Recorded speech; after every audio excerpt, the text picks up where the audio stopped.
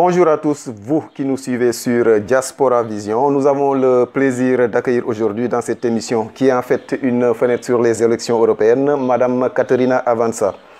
Caterina Avanza est donc une ex-collaboratrice du mouvement En Marche durant la campagne présidentielle de Macron. Elle a été choisie par Nicola Zingaretti, secrétaire du PD, Partito Democratico, pour la circonscription nord-ouest qui regroupe le Piémont, la Valle d'Aosta, la Lombardie et la Ligurie. Tout à fait. Alors moi je suis italienne, donc je suis de Brescia, mais j'habite à Paris depuis 15 ans. Et j'ai du coup fait de la politique en France, même si je ne pouvais pas voter, mais je ne voulais surtout pas que Marine Le Pen gagne. Et quand j'ai vu qu'il y avait soit la droite conservatrice, soit l'extrême droite au deuxième tour de la présidentielle, j'ai décidé de m'engager. Donc j'ai fait toute la campagne présidentielle. Et après, voilà, je suis restée dans le mouvement En Marche et j'ai coordonné la campagne des européennes jusqu'à il y a quelques semaines. Et après, voilà, dans ce travail que j'ai fait aussi, j'ai pas mal rencontré différents pays, différents partis politiques, dont le Parti démocrate. Et on a décidé qu'il fallait créer des passerelles entre les socialistes, les Verts et les centristes. D'accord. Et c'est pour ça qu'on a un membre du Parti démocrate qui est candidat sur la liste d'En Marche. Et ils m'ont proposé du coup de moi venir en Italie faire la campagne aussi parce que j'étais la seule qui parlait italien. Donc pour faire la campagne en Italie. Et donc voilà, je me suis lancée dans cette aventure. Et comment ça s'est passé le contact? Je veux dire par là le passage partant du mouvement En Marche vers le PD. Le mouvement En Marche est un nouveau mouvement, donc c'est vrai que c'est très différent par rapport au Parti démocrate. Néanmoins, on a une vision commune de l'Europe. On a des chantiers communs. On veut travailler beaucoup sur l'environnement, mais on veut beaucoup travailler aussi sur le salaire minimum, enfin le modèle social européen, garder ce modèle social européen. Et comme le président de la République française l'a rappelé à la télé italienne il n'y a pas longtemps, on a aussi voilà, on a une vision de l'Afrique qui, je pense, est différente, notamment des partis italiens, mais aussi malheureusement des partis français. On veut instaurer un partenariat avec l'Afrique. On pense que notre futur est extrêmement lié à l'Afrique et on veut surtout travailler en investissant les uns avec les autres et pas du tout comme on l'a fait jusqu'à présent. Qui vous a contacté? C'est Nicola Zingaretti ou comment ça s'est passé le contact? Alors, exactement? non, donc nous, vous savez, le Parti démocrate est très varié. Donc il y a beaucoup de courants. Donc nous, on a rencontré tous les courants pour être sûr de parler à tout le monde et de travailler avec tout le monde. Dans l'optique de faire un choix, disons. Dans l'optique de trouver une alliance en Europe. Okay. Voilà, exactement. Et bien sûr, on a beaucoup travaillé avec Matteo Renzi parce que Emmanuel Macron, quand il était ministre, il travaillait avec le gouvernement Renzi. Renzi, à l'époque, était Premier ministre et travaillait beaucoup aussi avec Sandro Gozi, qui était donc son ministre de l'Europe. Et c'est sûr que voilà, c'est par eux qu'on a un peu décidé cet échange. Donc c'est surtout grâce à Matteo Renzi si je suis là. Mais quand on a proposé ça à Zingaretti, il a trouvé que c'était une bonne idée parce que ça permettait justement de faire cette alliance qui va de Macron à Tsipras, comme il dit. C'est-à-dire qu'une grande alliance des gauches et des centristes pour contrer les souverainistes, donc en Italie, Matteo Salvini. Et qu'est-ce que cela signifie, être candidat du mouvement En Marche pour le PD? Ça signifie que moi je ne suis pas adhérente au PD, je suis adhérente à la République En Marche, c'est le seul parti auquel je suis adhérente. Et je pense que de toute manière, il faut arrêter de voir la campagne européenne comme 27 campagnes électorales, c'est une campagne européenne. Donc que moi je la fasse en France, parce qu'avant j'étais coordinatrice de la campagne des européennes, donc que je la fasse en France ou que je la fasse ici, au final on fait la même campagne, on porte les mêmes projets et on essaye de stopper l'avancée des populistes. Donc je pense que de toute manière c'est la même chose, il y a juste les Alpes au milieu, mais pour moi c'est la même chose. Non. Voilà. Je vois. Est-ce que cela ne veut pas dire aussi que vous avez un peu échoué dans votre politique? Parce qu'on voit en Europe maintenant que les mouvements populistes ont assez de force. Sont très... Par exemple, ici en Italie, si on fait un sondage concernant les élections européennes, c'est la Lega qui est en tête maintenant. Est-ce que ce n'est pas parce que vous avez échoué aussi? Je pense qu'il faut faire un mea culpa, c'est-à-dire que je pense qu'il y a un problème de trop grande centralisation des richesses, ça c'est sûr, et la crise de 2008 a malheureusement empiré les choses. C'est-à-dire que quand vous voyez Pinault faire un chèque de 100 millions d'euros sur sa fortune personnelle pour refaire Notre-Dame, c'est très louable. Néanmoins, je pense qu'ici, on peut mettre 18 générations pour gagner 100 millions d'euros. Donc, c'est un problème. C'est un problème. Et concrètement, aujourd'hui, on n'a pas trouvé la solution. Et je pense qu'Emmanuel Macron ne l'a pas trouvé encore aujourd'hui. La seule solution qu'il a essayé de mettre en place, et je pense qu'il faut le rappeler, c'est d'essayer d'éradiquer les inégalités à partir de la racine, c'est-à-dire l'école. Donc il a investi sur l'école comme aucun précédent de la Ve République. Il a mis 15 milliards sur la formation professionnelle. Et il a essayé de donner une égalité des chances à la racine, au départ. Mais néanmoins, je pense que les gauches ont échoué quant à la justice sociale et fiscale. Et ça malheureusement, je pense qu'on le paye très cher. Et ça ne sera pas facile de changer la donne. Non, mais oui, ça c'est vrai, mais les solutions qui sont proposées par les populistes, et on le voit très bien en Italie, ne sont pas les bonnes, puisque, mine de rien, le gouvernement Renzi, avec tous les défauts qu'il avait, il avait quand même un signal positif sur l'économie. Le pays était en reprise, avec aussi un regard international intéressant sur ce pays comme un laboratoire d'innovation. Et aujourd'hui, on est en récession économique et malheureusement, on n'a plus aucun investisseur qui veut venir créer de la richesse ici.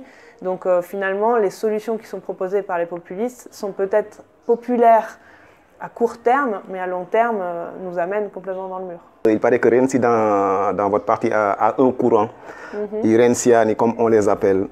Donc, est-ce qu'ils sont d'accord par rapport à votre stratégie pour aller vers les élections européennes ou non? Oui, tout à fait. Après, moi je pense qu'il faut souligner le fait que Matteo Renzi a eu tout le parti contre lui. Quand il y a eu le référendum, malheureusement, il s'est retrouvé tout seul, alors que ce référendum aurait changé les choses en Italie.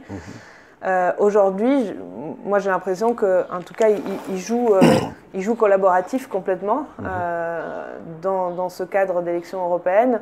Et voilà, le PD va compact et uni aux élections européennes. Je pense que c'est une très bonne chose parce que voilà, les enjeux sont tellement importants qu'il faut le faire. Donc après, évidemment, encore une fois, comme je disais tout à l'heure, je pense qu'il y a des chantiers sur lesquels on est tous d'accord. Et je pense que si on arrive à faire ces 5-6 chantiers fondamentaux en Europe, moi je pense qu'on peut se retenir satisfait. Vous êtes confiant? Ah oui, tout à fait. Voilà.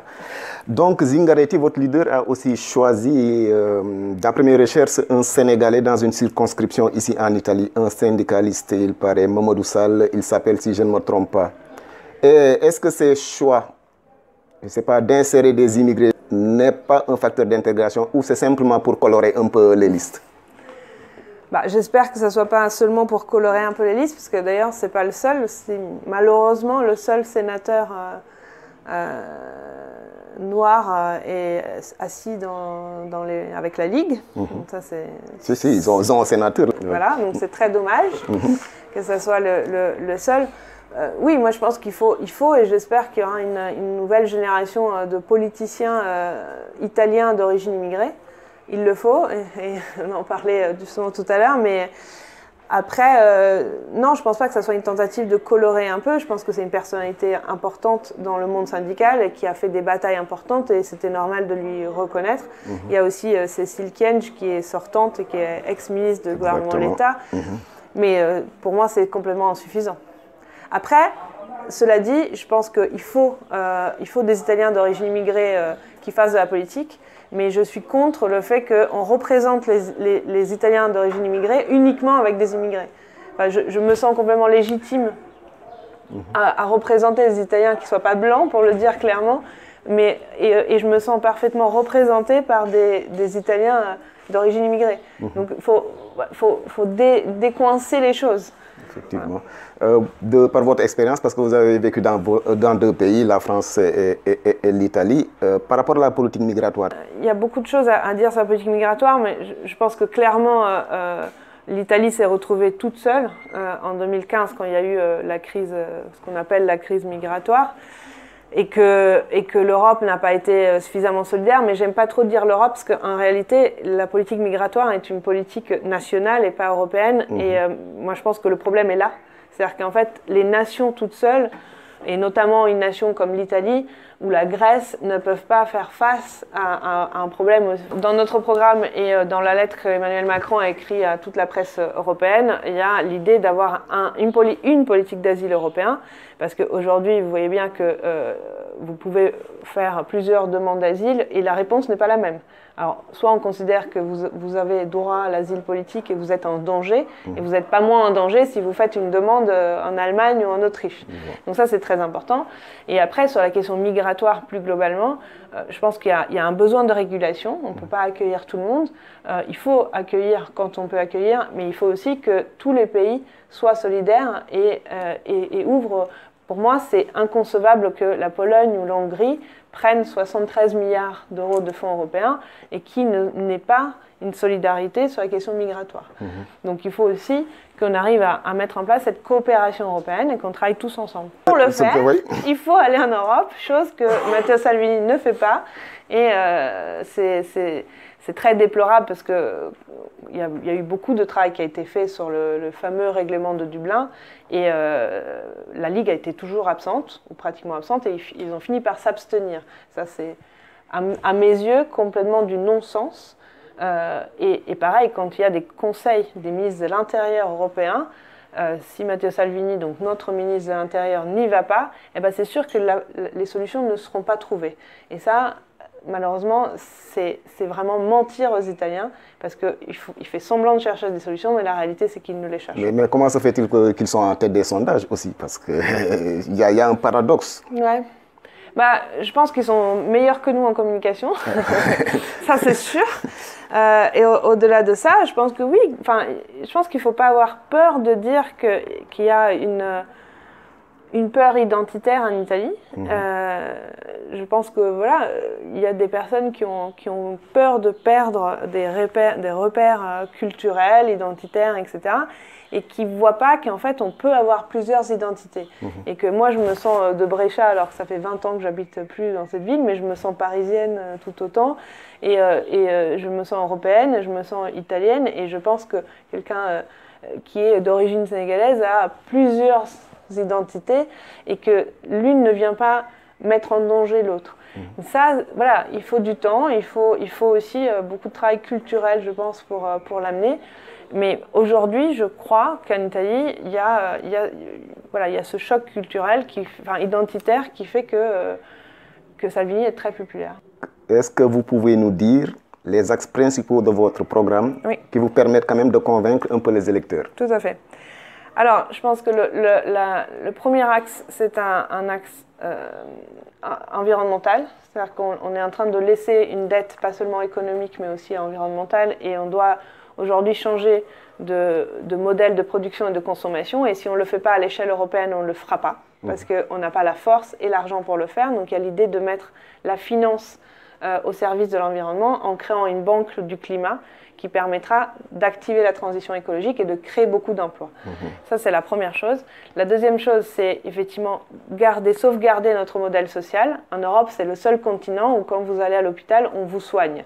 Que vous ayez vos papiers ou pas, on ne vous demande pas votre carte d'identité ou votre carte de crédit. On vous sauve la vie. Et ça, c'est pas rien. Aux États-Unis, on ne vous sauve pas. Et ça, il faut le garder. Et pour le garder, il faut qu'on arrive à travailler sur une harmonisation sociale, et notamment un salaire minimum, une indemnisation européenne au niveau du chômage. Donc c'est le volet social. Et puis après, il y a tout ce qui est le travail, donc la création de travail. Aujourd'hui, on a beaucoup souffert de la concurrence chinoise. Je pense qu'il faut se protéger et il faut effectivement changer nos règles pour réussir à mieux produire en Europe avec plus de moyens et en restant leader, parce qu'aujourd'hui on a perdu notre place de leader. Et si on continue comme ça, on va finir effectivement par avoir que de la délocalisation et n'avoir plus de travail chez nous. Et au niveau national, vous êtes combien? Au niveau national, on est 76. 76 personnes, il y a hommes et femmes. 39 femmes et 36... Donc il y a beaucoup de femmes. Il y a un peu plus de femmes. Je pense qu'il a bien fait à mettre un peu plus de femmes, Zingaretti, parce que vous savez qu'en Italie, c'est un système par préférence. Donc les candidats doivent, il faut écrire le nom du candidat pour passer. Oui. Pas seulement voter le parti, mais aussi écrire le nom. Et malheureusement, c'est souvent, les hommes sont souvent plus votés que les femmes. Et donc il a, je pense, essayé de rééquilibrer les choses. Macron a eu beaucoup de problèmes en France avec les gilets jaunes. Tout à fait. Moi, je pense que c'est lié à ce qu'on disait tout à l'heure, c'est-à-dire qu'il y a un sentiment d'injustice fiscale et sociale qui fait que du coup, voilà, les gens sont énervés et je pense que les gilets jaunes sont un symptôme qu'on voit ailleurs aussi, c'est-à-dire que le Brexit a été un vote de protestation et on voit bien là où ça les a amenés. Donc je pense qu'il faut le prendre comme ça et il faut donner des réponses par rapport à ça. Cela étant dit, je pense qu'il faut un peu relativiser parce que voilà, les gilets jaunes ne sont pas tous les Français, mais il faut quand même écouter et apporter des réponses. Ce que je pense que le président est en train de faire, et d'ailleurs ce qui reste dans la rue est quand même une partie très marginale et très violente malheureusement du mouvement. Le reste du mouvement, c'est pas mal calmé. Moi, j'ai passé pas mal d'après-midi sur des ronds-points. Et voilà, ce qu'on ressent, c'est ce sentiment d'injustice qui est réel, qu'il faut admettre qu'il est réel. Effectivement. Donc ici, c'est le nord-ouest. Donc moi, je suis candidate pour le nord, donc Lombardie, Piémont, Valle d'Aoste et Ligurie. Et après, il y a les autres circonscriptions. Et ici, donc, on est 20 personnes. Dans la circonscription nord-ouest. Ouais. Quand l'Italie joue avec la France, tu supportes l'Italie ou la France? L'Italie. Ça, oui, forcément. Après, si c'est France-Allemagne, je suis plutôt pour la France. Mais si c'est France-Italie, c'est toujours l'Italie. Voilà, une italienne française, disons. Mais ça, en fait, je pense que c'est comme la langue maternelle. Moi, je suis née avec l'italien, donc la langue maternelle, c'est l'Italie. Et je suis née avec les matchs de foot de l'Italie, donc ça reste l'Italie. Votre dernier mot? Mon dernier mot, c'est faudra qu'on ira un jour au Sénégal, parce que j'ai jamais été au Sénégal, mais j'aimerais beaucoup aller au Sénégal. Mais en Afrique, vous avez été dans quelque part, disons. J'ai été en Afrique du Nord. Okay. Et l'autre chose qui me paraît important en finale, c'est la collaboration entre l'Union européenne et l'Afrique. On n'en a pas beaucoup parlé. Il y a aujourd'hui beaucoup de programmes de développement. Moi, j'aime pas le mot, mais c'est comme ça qu'on les appelle. Je pense qu'il y a une mauvaise façon de faire du développement en Afrique aujourd'hui et que je pense qu'il faudrait essayer de changer le modèle comme on l'a fait en Europe. La faute incombe à qui? À l'Union européenne ou au gouvernement africain? Je pense que il n'y a pas forcément une faute. Je pense que c'est le modèle qui ne marche pas aujourd'hui parce que si vous regardez le modèle de développement que l'Europe a utilisé, je pense qu'il est beaucoup plus intéressant parce qu'au lieu de donner des fonds au gouvernement, l'Union européenne donne des fonds aux régions, aux maires ou directement aux citoyens, aux entrepreneurs, aux associations. Et ça, je trouve que c'est une meilleure façon de faire du développement. Et d'ailleurs, on le voit, le Portugal, avant les fonds européens, c'était un pays qui avait beaucoup de difficultés et pas que le Portugal d'ailleurs, beaucoup d'autres, qui sont beaucoup développés. Et moi, je vois comment même ces fonds sont utilisés en France. Malheureusement, l'Italie les utilise très mal. Mais en France, il y a énormément de jeunes entrepreneurs qui ont pu se lancer grâce à l'Union européenne. Et je pense qu'en Afrique, il faudrait reproduire ce modèle. Voilà. Il y a également de la place pour une ex-collaboratrice directe d'Emmanuel Macron, le président français, sur la liste du PD, le Parti démocratique pour les élections européennes. Il s'agit de Caterina Avanza de Brescia, notre candidate invitée du jour. Au total, les candidats du Parti démocratique seront au nombre de 76 répartis dans les 5 circonscriptions qui composent l'Italie. Merci à tous de nous avoir suivis et à la prochaine semaine pour une autre émission avec un autre candidat ou une autre candidate pour les élections européennes. Allora, perché votare per il PD alle prossime europee del 26 maggio? Per tantissimi motivi, ma vorrei ricordarne uno. Il Partito Democratico è il solo partito progressista in questo paese, quindi quello che potrà fare delle politiche per il futuro e non per il breve termine, ed è l'unico partito che potrà ridurre l'influenza di Matteo Salvini, che oggi purtroppo è molto importante. Quindi il 26 maggio bisogna votare il Partito Democratico e se volete darmi la preferenza il mio nome è Avanza.